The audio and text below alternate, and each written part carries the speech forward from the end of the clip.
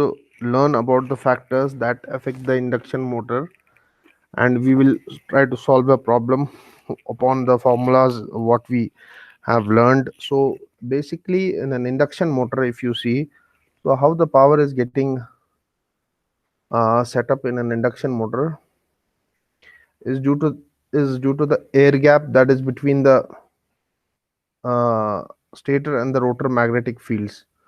It's all because of the air gap that is established between the stator and the rotor magnetic fields.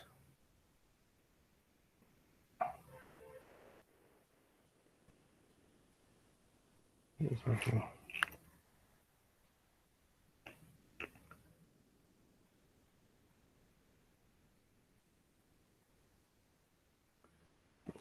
1 second. Yeah, yeah. So it happens due to the air gap that is between the rotor and the stator magnetic field. There is where the actual power is getting generated, and that is due to the relative motion between the magnetic fields that are associated with the stator and the rotor. So in today's class we have to see what are the various factors that affect the choice of length of the air gap, because this is the essential quantity, that is the length of the air gap, and we will see today uh, different factors that are affecting the length of the air gap. Background, what was the tools? So different, sorry, different factors affecting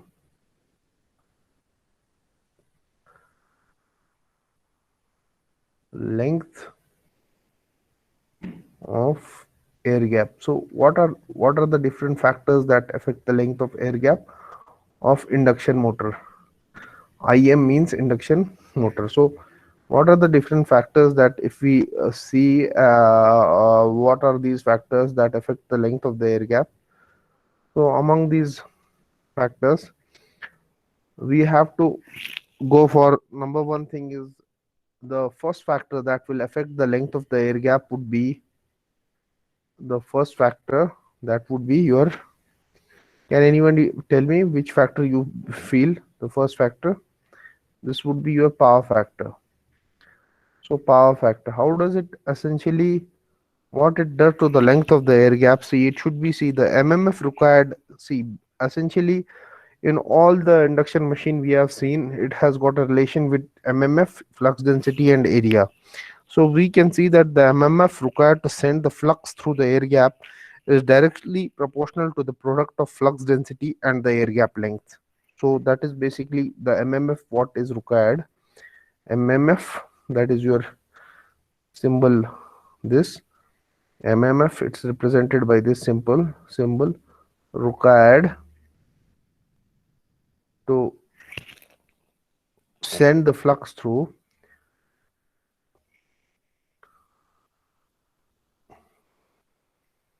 to send the flux through through the air gap, through the air gap is directly proportional to gap is directly proportional is directly proportional to the product of flux density, that is your B, and flux density and air gap length. So this we have already seen, like B is equal to flux by area, and your mmf also is equal to your, what, in terms of flux, which we have already seen, your mmf is equal to uh, u, or your flux is equal to your, see, flux density is equal to B is equal to mmf into permeance, or mmf divided by reluctance. So this is the same thing time and again we have to repeat, and this is the same essential electromagnetic equations, that we are writing electrical equations in terms of magnetic equations, then we are referring these magnetic equations and interpolating them in terms of the mechanical length and the dimensions of the machine. So here if we see, that means your mmf is also your number of turns into current, that is your ampere turns.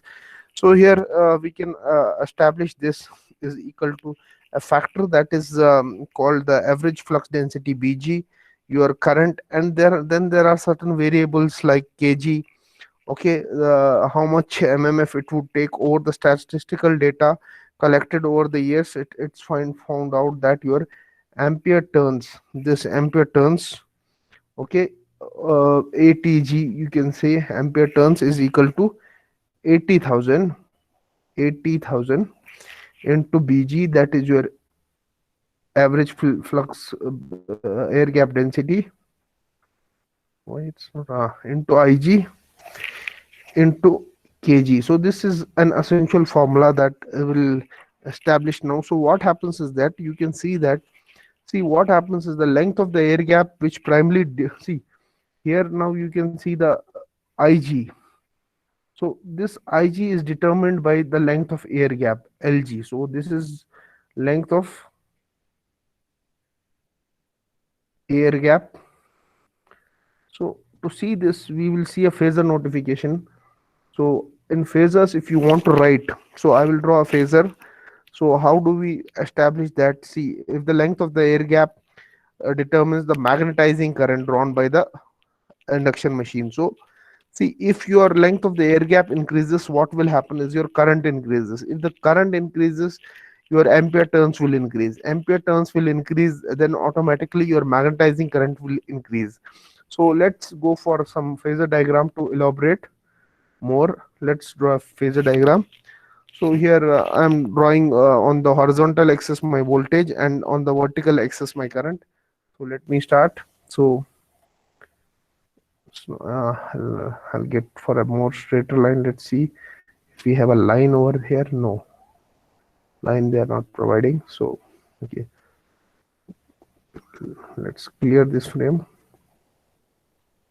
Okay, so let's redraw it for a phasor. So a straight line will go down.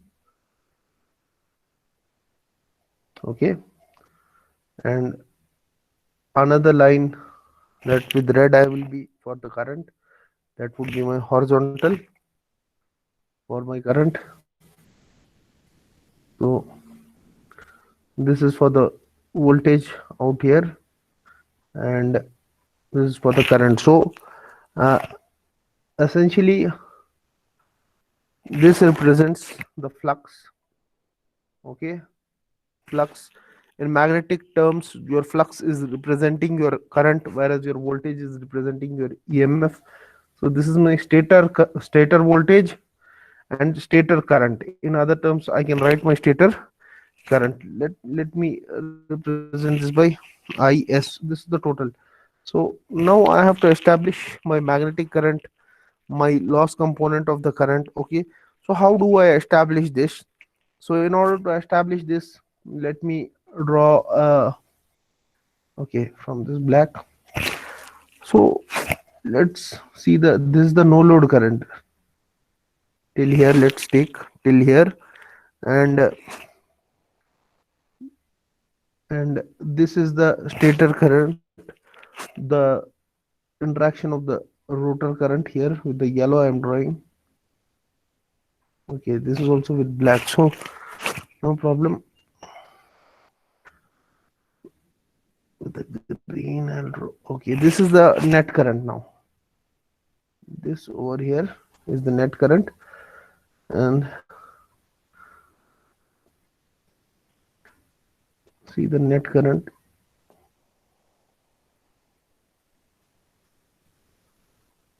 here. So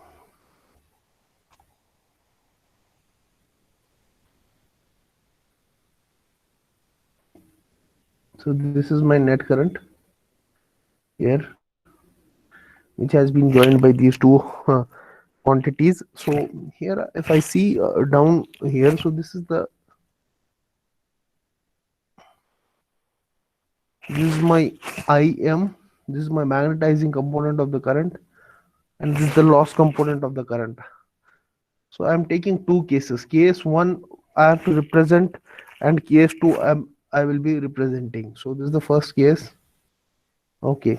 So here what I see is that my flux component of the current, if you see from, yes, so this is the power factor for this part with the red. This is phi 1, and this is my rotor and magnetic. From the yellow you cannot see, so I'll draw it with red only so that it's much clear. So this two interactions over here. So this is essentially what my stator current for case1. That's why I'm writing IS1, and here I will write as, this is my rotor current here, IR1 dash, and this is my magnetizing component of the current, and this is the length of that current. So this is represented by this, and this is IR1 dash. In the same, this will go down and become IR1, and this is my ER. So now let's see, suppose what I am trying to do is that now the magnet, if I suppose in the horizontal, if you are seeing in the horizontal, what I the magnetizing component part here, IM1 is from here to here. Now if I try to increase this length, so here if I'm trying to increase this length, IM1 length, so what is going to happen is that, let's look, if I'm instead of here, if I'm taking this IM, that magnetizing component, little far away, so what is going to happen, my diagram is going to shift, so my angle is going to change. Based upon this only, my angle, see now what, if I'm taking this far here, so this will be a much bigger angle compared to this. So let's say this be case 1. Okay, case, what happened? Okay, okay, let's say this is case 1, and let's go for the case 2. Now what I do is that, same thing with the case 2 I'm trying. Okay, so same line is little bit, it's not that easy to draw here. So case 2 I'm taking, this is again my voltage, and this is my flux over here. So the maximum it can go is till here. So instead here it was IM, let me take IM somewhere here, somewhere here. Now if I'm taking IM somewhere here, so what happens is this is my IM1, this is my IM2. So automatically when I'm taking this IM here, so what will happen for my other cases is, so my this angle becomes little, see,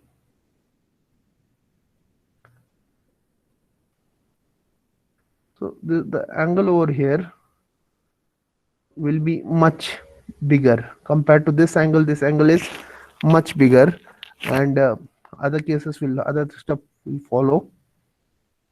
So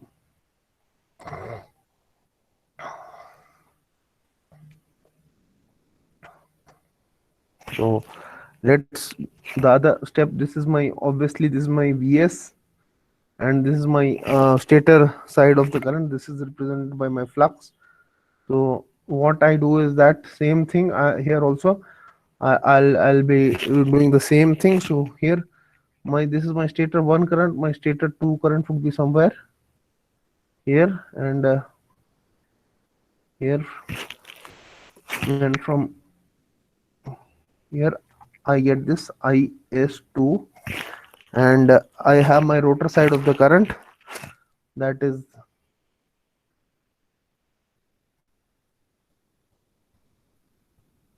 here,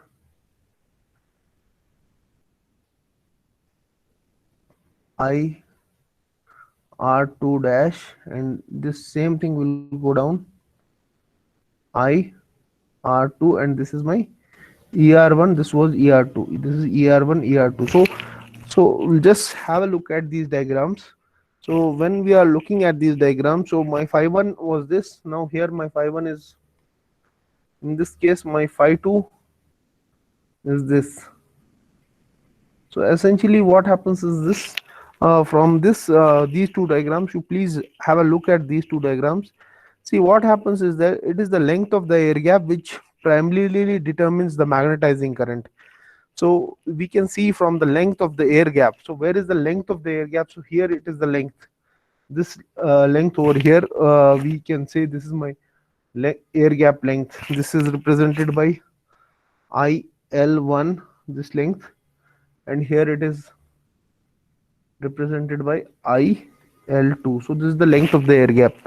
So I will give you the first look at this diagram, and please pay attention.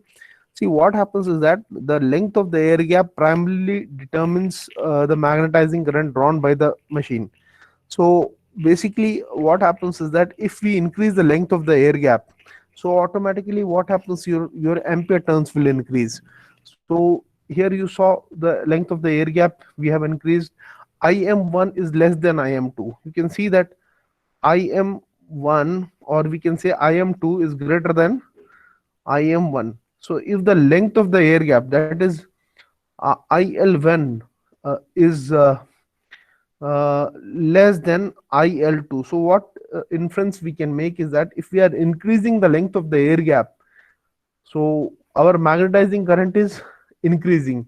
See here, we have increased the length of the air gap over here, so automatically our magnetizing current increases, our ampere turns increases. So this diagram following shows with the two different air gap lengths. So here if you have noted down the diagram, so I'll make about the substitutions. What are the substitutions that you have to take? The substitutions that you have to take is that your Vs essentially is your stator voltage. This gives you stator voltage.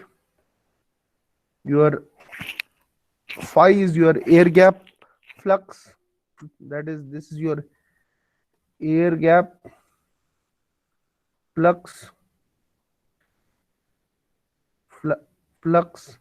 Okay. Your ER is your, ER gives your rotor induced EMF. Rotor induced EMF. Your ER gives your rotor induced EMF, and your IR is your rotor current. IR is your rotor current. So this is your rotor current, and your IR dash is your rotor current referred to stator. IR1 is your rotor current referred to stator, rotor current referred to stator. Okay, and similarly your Im is magnetizing current. That Im you saw over there, that is Im. This is your magnetizing current, your magnetizing current. Then you have your I1. This is the loss component of no load current. Loss component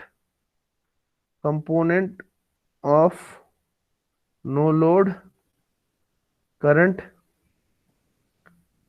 This is the loss component of no load current, that is also represented by your air gap length, represents your loss component of no load current.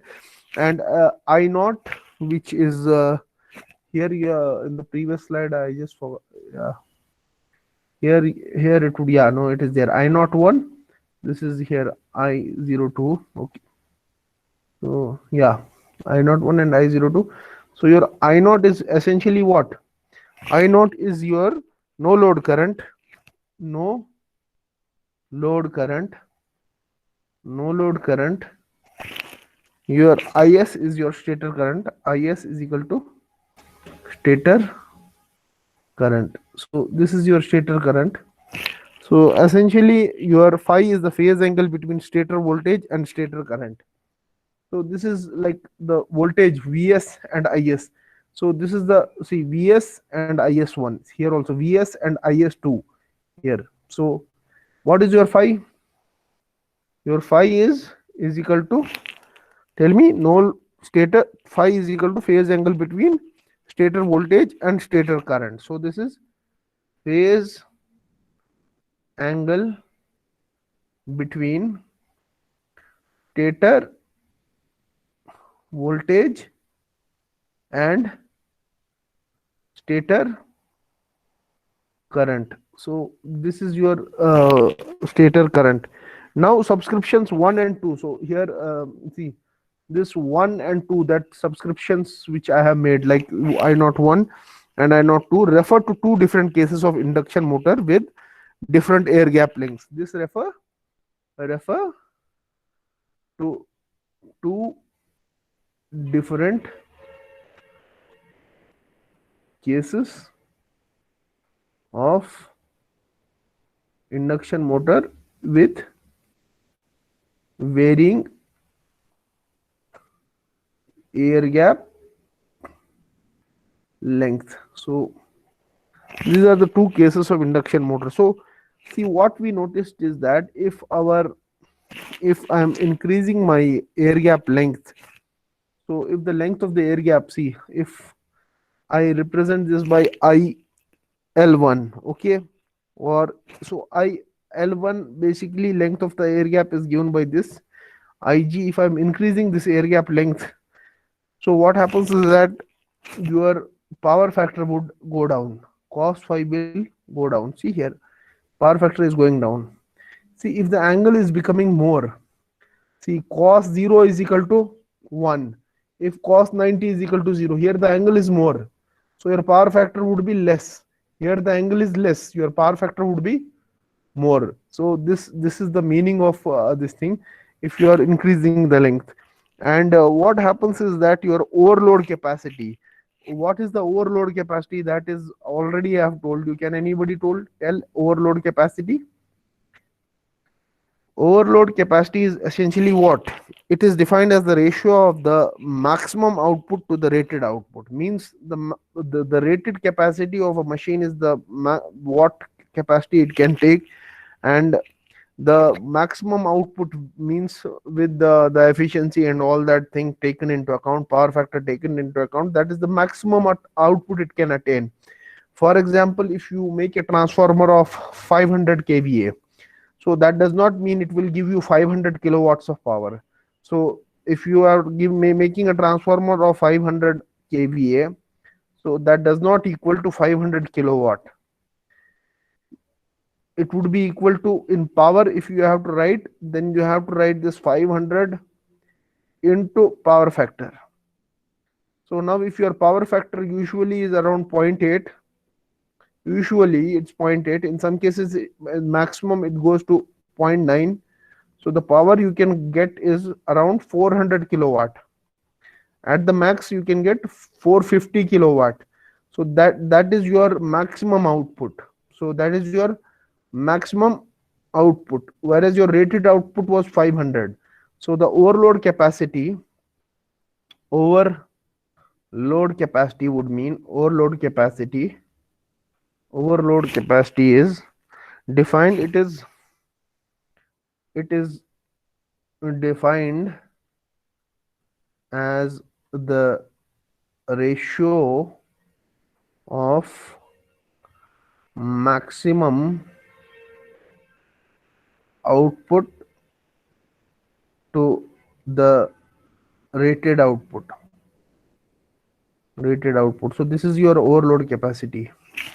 So the maximum output to the induction motor is attained from its circle diagram, which you have seen in the previous classes about induction motor. So the diameter of the circle diagram is between your stator voltage and your leakage reactance of the stator. That is the maximum. So you can write the maximum output of induction motor is attained by the circle diagram. So the diameter of the circle diagram. So the dia of the circle diagram, the dia of circle, I'll write circle diagram would be, is given by Vs by XS, where your XS is your, what is your XS? Leakage reactance. Leakage reactance referred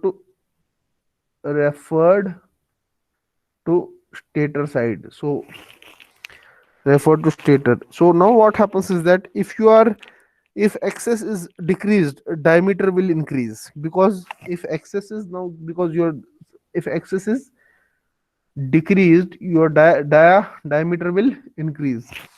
Same vice versa. So maximum output increases. So but what happens, hence the or if your maximum output increases, maximum output if your maximum output increases, what happens to your overload capacity? Overload capacity Overload capacity will increase, because rated you cannot change. Rated would remain constant now, because you have decided.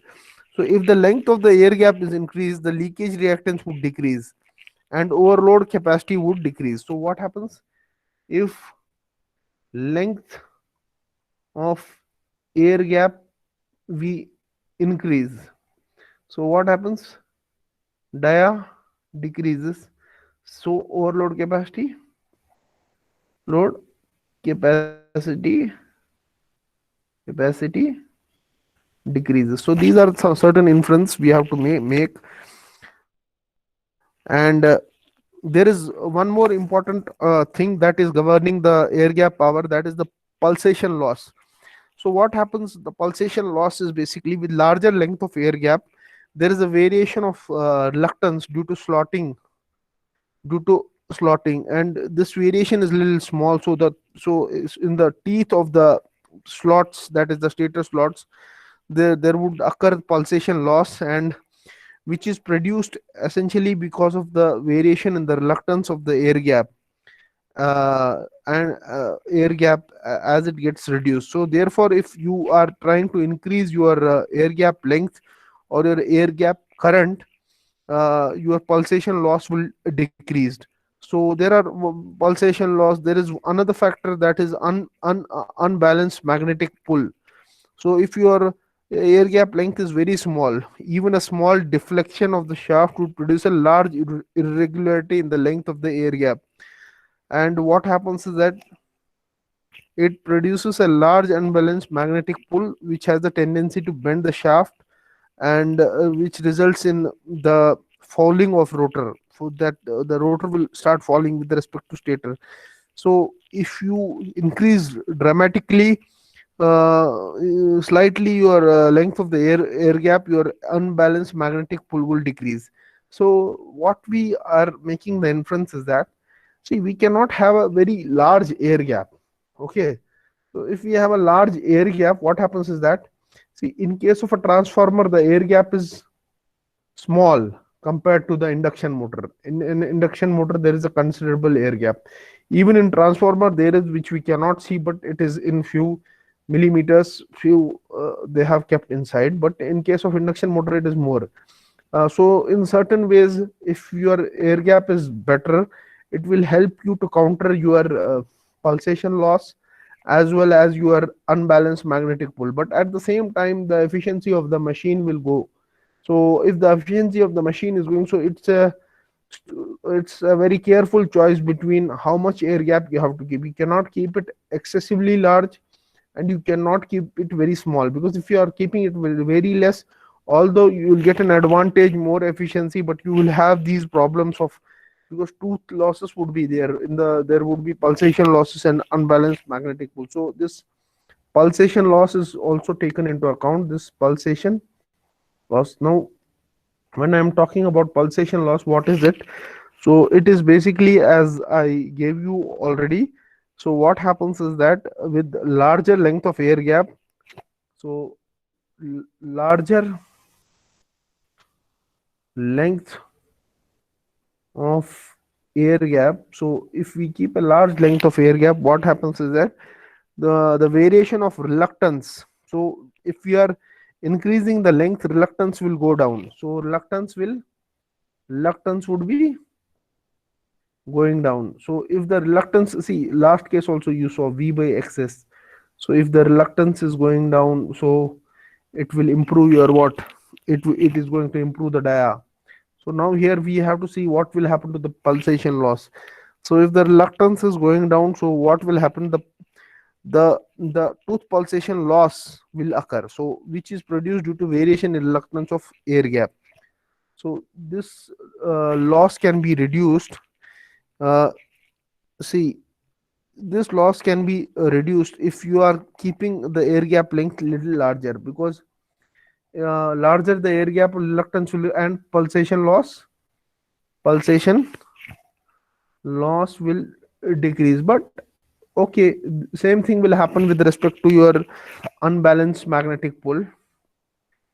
That is unbalanced. See, this unbalanced magnetic pull, if you saw in the cogging process, unbalanced magnetic pull, when I talked about cogging, so in the cogging, motor does not start. So some of you gave flip class also, motor does not start. Why it does not start? Because of the equal number of rotor and the stator teeth, or integral multiple of number of rotor and stator teeth. So in this process of the cogging, if we have the length there is very less, okay, so then this unbalanced magnetic pull, suppose if you go to a village, now I'll give you an example. What happens is that you have a transmission line. If you keep the length of the transmission line near a farm, very near, only 10 feet, so it has a pull. It can pull a person from 5 to 6 feet, it can pull that time. So that's why the higher voltage towers, the length is almost around 42 meters, very high, at height they will give, because it has a pull, magnetic pull. Similarly, if you are keeping the stator and the rotor very close by, it has a magnetic pull, so it can lock this magnetic pull. So you have to keep some distance, so that there is not unbalanced magnetic pull. So we understand that if we are increasing the length of air gap, if we are increasing, so your unbalanced magnetic pull will go down. Unbalanced magnetic pull will be less, but at the same time it is a compromise for your efficiency and other factors, so we have to carefully choose what we have to arrive. Now another important factor in the induction motor, why am I not running? Okay, another important factor in the is the cooling process of the induction motor. So the cooling, as far as the cooling is concerned, if you are increasing the current or the length of the air gap, the distance between the stator and the rotor increases. This would afford better facilities for cooling at the air gap surfaces. So, and your noise, if you, for example, you increases the length, the zigzag reactance decreases. This reduces the noise in the induction motor. So same, if you are increasing the length, what happens is that length of air gap, this IG, let this LG be length of, if length of air gap is increased, so what happens is that the distance between the stator and the rotor would increase. So the distance between stator and rotor increases, and what it does is this would afford better facilities for cooling. This would afford better facilities for cooling. So this would afford better facilities for cooling at the air gap surfaces, noise, and similarly the noise, if you are increasing the length of air gap, what happens is that the zigzag reactance, that is the reactance, we also term it as zigzag reactance, between the rotor and the stator, it decreases, and this reduces the noise Noise in induction motor. So how was the exam? Hmm? Yeah, how was the exam?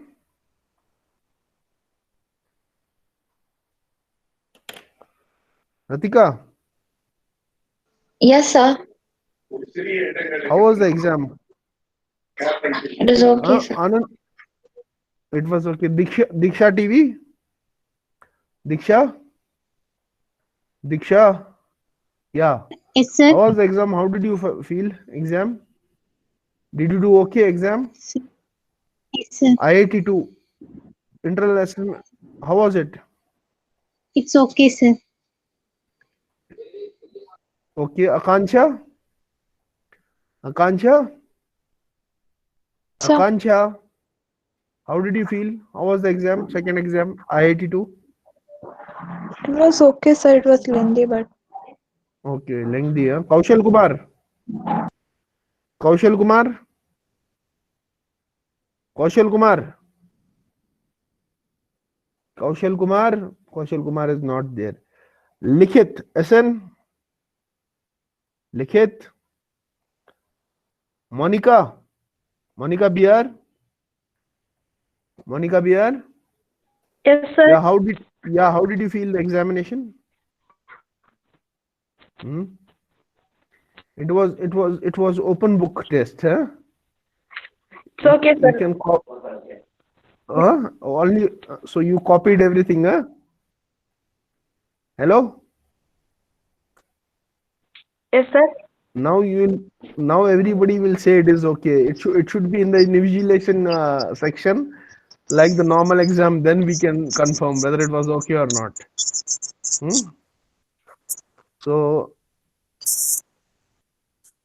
when you people are planning to come to college back, any plans? Hmm? Any plans? Yeah, Jyoti, Jyoti, Jyoti. Yes, sir. Yeah, when you people are planning to come back to college? Sir, I thought after 17, sir. So they have after 17th you will be coming. Sir, not pakka. I will think, sir. Then If the parents allow, then I will come, sir. what parents are saying? They are saying Huh? after 2 weeks, we will tell. Okay, okay. So now, how is the situation in Bangalore regarding coronavirus? It has slowed down. Jyoti, Yes, sir. Compared it to has, initial condition, now okay, sir. Normal. now how many cases in a day? I don't know, sir. In my district, it's below 100. Okay, okay. So let's go to the next part of this study, and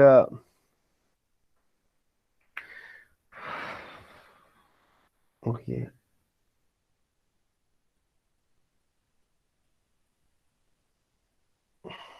Now let's look at a problem of induction motor. So I'll be writing the problem, and you people try it because we have 10-15 minutes left. Okay. Uh, 15 kilowatt 400 volts 3 phase 50 hertz 6 pole induction motor induction motor has a dia of 0.3 meter and the length of of the core is 0.12. The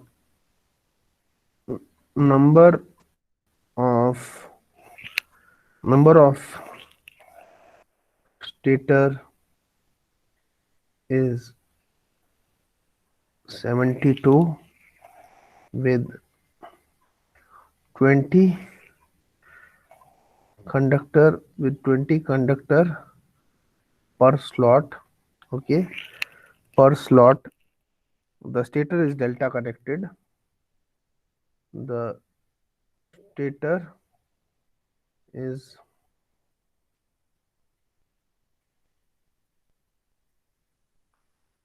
is the stator is delta connected.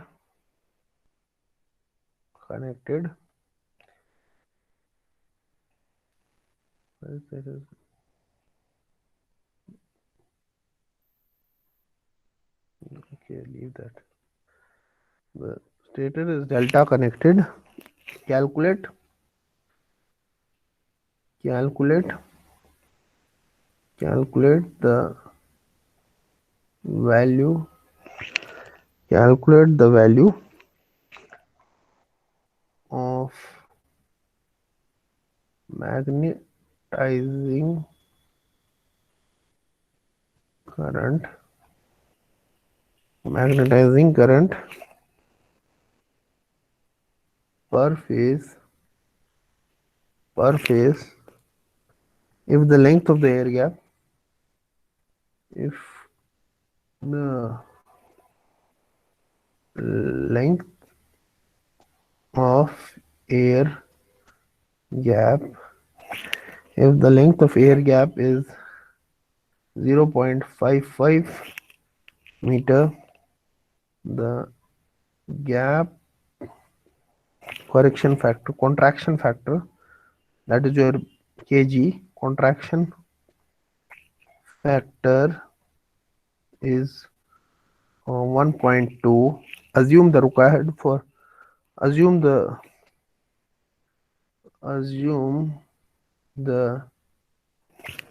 required for iron parts to be 35% of the air gap mmf. Coil span is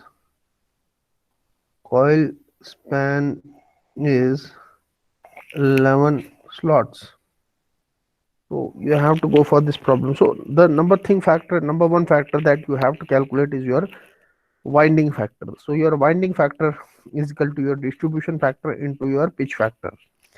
So that you have seen in the previous classes also, previous semesters also. Your winding factor, that is your kW. This is your kW is equal to kd into kp, where this kd is equal to tell me, kd is equal to sine beta by 2 divided by m sine beta by 2, where beta is the phase spread. So the number one thing which we will see from this problem is the number of slots per pole per phase. That is number of slots per pole and per phase. So that would mean your number of slots per pole per phase, that is number of slots are 72 per pole per phase. See, the 503 phase 50 Hz 6 pole has a dia of 0.3 and the length of the core is 0.12. Okay, the number of stator is 72. So the number of slots are here is 72, and per pole is 6. Okay, and phase are 3. So number of slots per pole per phase is equal to how much? This is 18. This is 4. So this QS is equal to 4. So first thing you came to know. Okay. Now for the distribution factor, you have to go for the phase beta. Beta would be 180 degree divided by n. So now your n is a 3 phase. So you have to write uh, your m beta is the phase spread angle, so this would be equal to 180 divided by 3. That is because for this is for the number of phases, this is 60°. So here you can substitute sine 60 by 2 and m sine beta by 2. So now what is the value of m over here? So how do we calculate the value of m? So m value is the number of slots per pole per phase. So this is m. Basically this value q, this can be written as qs, or some books write it as m. So this value is 4. So here you can write sine 60 by 2, that is sine 30. Sine 60 by 2, instead of m you have to write 4. Again sine 30, 60 by 2. So sine 30 is how much? 1 by 2. This is again sine 30 is 1 by 2. So 1 by 2, 1 by 2. So this cancels. So what is your this factor? So if you are calculating, is this this is your sine 60 by 2 into 4 into m sine 60 by 2. So this would be around,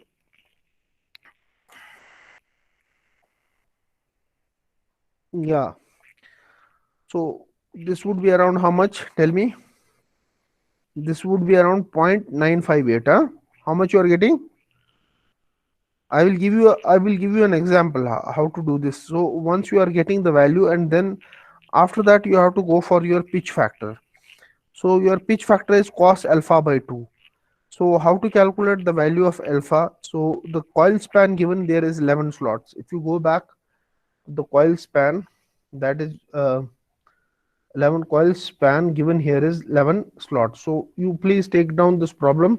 So a 15 kV 400 volt 3 phase 50 hertz 6 pole induction motor has a dia of 3 meter and length of the core is 0.12. The number of stator is 72 with 20 conductor slots. So what is the coil span? So what are the values that you are getting? So first of all you have to calculate this value. So this is called as distribution factor. Once you get the value of distribution factor, then you have to go for the pitch factor. So pitch factor, how you will calculate? Pitch factor you have to calculate by cos alpha by 2. So cos alpha by 2 means the coil span is how much? Coil span is showing 11. So if the coil span it is showing 11, so the next nearing value here, if the coil span value it's showing,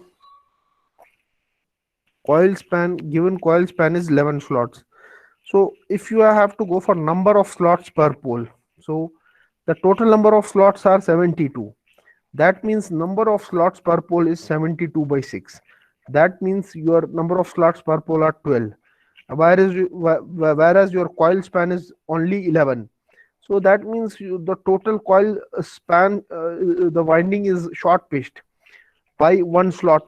So the angle of cording would be equal to 180 by 12. So that is your 15 degrees. So your pitch factor would be cos alpha by 2, that is cos 15 by 2.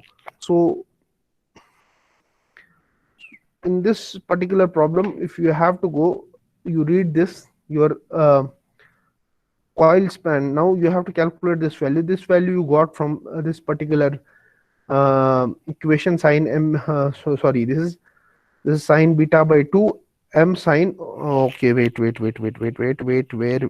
we went? Okay, so this KD formula you have to apply over here. Okay, and then you have to go for the KP. KP would be equal to cos alpha by 2. So cos alpha by 2. So now your coil span, coil span is given. It is 11 slots. So if you are going for the number of slots per pole, so number of slots per pole. So what are the total number of slots you are having? 72. What are the total number of poles? 6. So total number of this is equal to n is equal to 12. So alpha would be equal to 180 by n. So this would be equal to 180 by 12. So this is around 15. So your Kp would be equal to cos alpha by 2. That is cos 15 by 2. So this value you will get. Okay. So calculate this value. So now once you have got this value, so you can write your winding factor Kw would be equal to Kp. into KD. You will find one value over here because I want you people to do it. And now that your total stator conductors, total stator, I have done one mistake also somewhere. I want you people to do because it's not my examination. You're not doing total stator conductor. It's a three phase. So your ZS would be equal to 6 times TS, which already we have told you. So TS, so this total it is already mentioned is 72. So this 6, so this is like total number of turns if you want to calculate here would be equal to your total stator would be equal to your, first of all, your total stator conductors. It is not your this thing, it is your stator slots. This is not ZS, this is the stator slots. ZS is equal to 6 times TS, but your ZS is not 72. Why it is not 72? I'll be explaining you. Sorry. So this is not 72. Your, this is ZS by 6. This is your state. This is ZS by 6. Now the value of ZS would be equal to, ZS is the, see here. If you see, look, go back to the problem. A 15 kilowatt 400 volt 3 phase 50 hertz 6 pole induction motor has a dia of 0.3 meter and the length of the core is 0.12. The number of stator is 72 with 20 conductors per slot. So the means in one conductor there are, see, in one slot there are 20 conductors. So total number of slots are 72. So that means in 72 slots, how many conductors would be there? 72 into 20. So your ZS would be equal to 72. That will be your ZS would be equal to your stator slots into number of conductors per slot, so that stator slots it is given 72 and number of conductors per slot are 20. So this is 1440. So this is 1440. So your TS over here, TS would be equal to 1440 divided by 6. So this value of TS you have around 240, around 240. Okay. Now once you get this value, stator voltage across its terminal is 400 volts. So stator voltage is equal to 400 volts. So it is delta connected. So no need to divide by root 3. Okay. So it will remain same. Voltage will remain same. Now flux per pole. So EMF equation for this you have seen already. 4.44 F TS kWs. So into 5. If you want to get flux, you will be ES 4.44 F TS kWs. This kWs you calculated, TS you got, F you know, this you know, you get the value of flux. So you are getting the value of flux when you are substituting. This is ES is 400, this is 50, TS you just now saw, it was 240, kWs you calculate from the above and substitute here and you will get the value 7.9 into 10 power minus 3 Weber, around this. So this is the value of the flux that you have got. Okay. So once you get the value of the flux, now you have to know that specific magnetic loading, your BAV. So the value of BAV would be equal to your P phi into pi dl, so p poles also you know, phi also you know, everything you know. You can write it like this also, phi p pi dl by p. Okay, so what is this pi dl by p? This is nothing but as area per pole. So this can be either which ways you can write. Okay, I have no issues. So you can calculate like this also. And average area, average air gap density, if BAV would be equal to flux you calculated 7.9 in 10 power minus 3. This also, sorry, this value also you know, pole number of poles 6, length is given 0.12. Okay, dia is also given, substitute these equations there, because if you go back you have all the values are given over there. For pi dl value, if you go back to the equation, the number of stator is 70. See here, 6 pole IM has a dia is given 0.3 meter and the length of the core is 0.12 meters. So you can substitute here in this dia and length over here. So you have the dia, you have the length, you have the number of poles, flux you calculated, this you substitute, and this would be like BAV, flux by area. This flux by area, because this term is nothing but as area. So you can write 18.85 in 10 power minus 3, above also 10 power minus 3. This cancel, so you get a value over here around 0.418 Weber per meter square. Now this thing is done. Air gap flux is, now there is one thing, what it is asking in the problem. See, now the time is over. The rest of the problem will be doing tomorrow, because 11:09 already. So you give the attendance, and what you try to do this, solve this problem. Okay, you people try to solve this problem. There is one error somewhere, not in the problem, in my here in the next page. Deliberately I have kept in the value of k d, that formula you check, value of kd formula, is it correct or wrong, and resubstitute back, go back to the problem formula, come to those values. Tomorrow in the class I'll be asking. So now we'll wind up the class. I'll stop recording. You please give the attendance.